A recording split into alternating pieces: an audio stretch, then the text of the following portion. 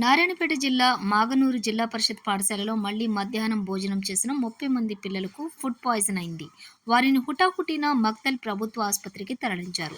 మాజీ ఎమ్మెల్యే చిట్టెం రామ్మోహన్ రెడ్డి మక్తల్ ప్రభుత్వ ఆసుపత్రికి వెళ్లి విద్యార్థులను పరామర్శించారు.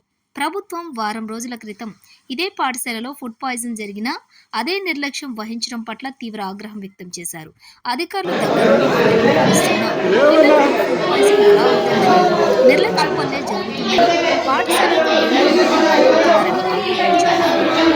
మధ్యాహ్న భోజన ఏజెన్సీలకు బిల్లులు ఇవ్వకపోవటం, నాణ్యమైన బియ్యాన్ని సరఫరా చేయకపోవటం, టీచర్లకు అధికారులకు మధ్య సమన్వయం లోపించడంతో విద్యార్థులు నలిగిపోతున్నారని ఆరోపించారు.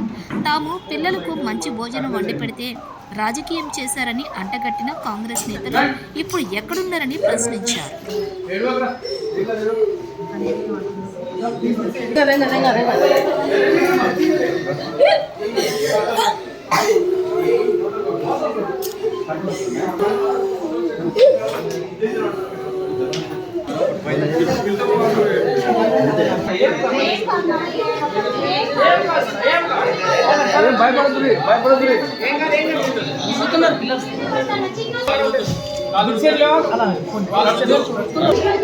మన